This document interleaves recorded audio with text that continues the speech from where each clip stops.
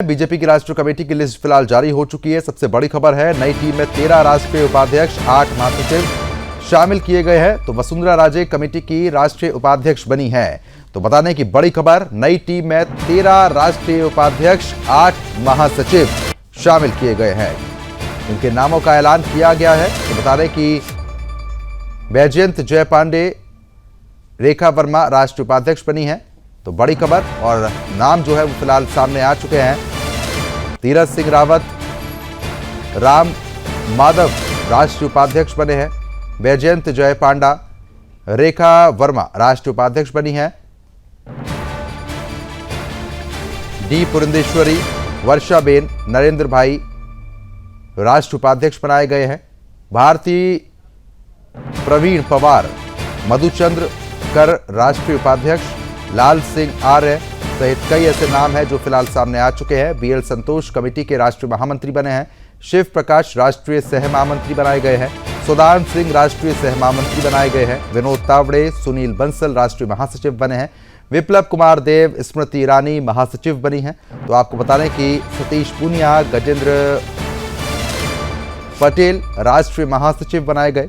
हरीश द्विवेदी, संजय भाटिया राष्ट्रीय महासचिव बनाए गए हैं। अमित मालवीय की जगह मस्की आईटी सेल प्रमुख पीयूष गोयल बीजेपी के कोषाध्यक्ष बनाए गए हैं। अनिल बलूनी मीडिया प्रमुख बनाए गए हैं। राजेश बंगल राष्ट्रीय सह कोषाध्यक्ष बनाए गए हैं। कविता पाटीदार, के सुरेंद्रन बने राष्ट्रीय मंत्री। भोला सिंह, प्रदीप वर्मा राष्ट्रीय मंत्री बनाए गए हैं। जगदीश ईश्वर भाई पटेल, जयप्रकाश राष्ट्रीय मंत्री बनाए गए। संदीप पाठक सहित कई ऐसे नाम जो फिलहाल सामने आ चुके हैं। और आपको बताने की नामों की जो घोषणा है वो यहां पर की जा चुकी है और नई लिस्ट फिलहाल जारी हो चुकी है। तो बड़ी और महत्वपूर्ण खबर, नामों का लंबे समय से इंतजार था और अब आपको बताने की नामों की घोषणा यहां पर की जा चुकी है। तरुण चुग बीजेपी के राष्ट्रीय कार्यालय प्रभारी बनाए गए। महेंद्र पांडे बीजेपी के राष्ट्रीय कार्यालय मंत्री बने हैं। ये तमाम बड़े नाम हैं। संबित पात्रा बीजेपी के नॉर्थ ईस्ट संयोजक बनाए गए हैं। राजीव बब्बर बीजेपी के नॉर्थ ईस्ट सह संयोजक बनाए गए हैं। इस खबर पर अपडेट देने के लिए हमारी संवाददाता मीनाक्षी श्रेयान हमारे साथ जुड़ चुकी है। मीनाक्षी, नई टीम की घोषणा यहां पर कर दी गई है। कई बड़े बड़े नाम भी इसमें शामिल किए गए हैं। सभी को लंबे समय से इंतजार था, इंतजार खत्म हुआ, नामों का ऐलान किया गया है। क्या अधिक अपडेट है इस लिस्ट को लेकर?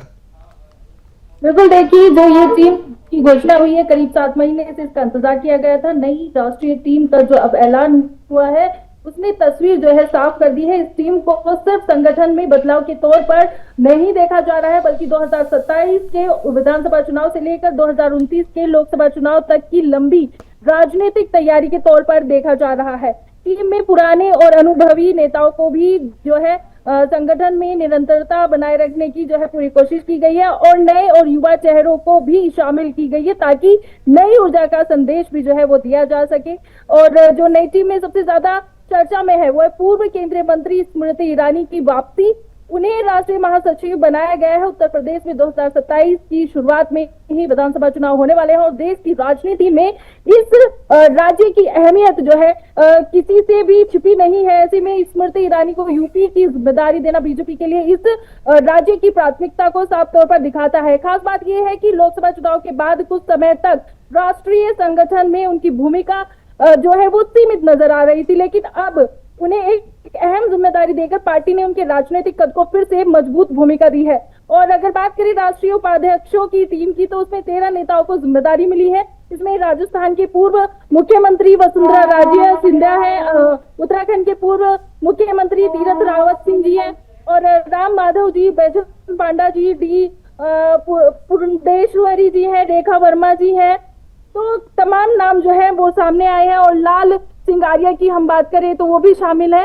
तो ये जो है 13 लोगों की टीम बनी है और यहाँ एक बात साफ दिखाई दे रही है कि बीजेपी ने अलग अलग राज्यों और क्षेत्रों को प्रतिनिधित्व देने की जो है वो पूरी कोशिश की है। और पंजाब से मनप्रीत सिंह बादल और उत्तर प्रदेश से जो प्रोफेसर तारिक मंसूर है, वे जो है सामाजिक और क्षेत्रीय संतुलन का जो है हिस्सा रहेंगे और संगठन की असली कमान जो है वो राष्ट्रीय महासचिवों के हाथ में होती है। तो नई टीम में पीएल संतोष जी जो है राष्ट्रीय महासचिव संगठन के पूर्ण रूप में जो है अपनी जिम्मेदारी रखेंगे। इसके अलावा विनोद तावड़े जी, सुनील बंसल जी, स्मृति ईरानी जी, बिल्लव कुमार देव जी, सतीश पुनिया जी, गजेंद्र पटेल जी, हरीश द्विवेदी जी और संजय भाटिया जी जो है वो राष्ट्रीय महासचिव उनको बनाया गया है। सुनील बंसल जी का जो है उत्तर प्रदेश समेत कई राज्यों में संगठन खड़ा करने का अनुभव और सतीश पुनिया जी का राजस्थान का अनुभव जो है चुनावी प्रबंधन के लिहाज से बड़ा महत्वपूर्ण जो है माना जा रहा है।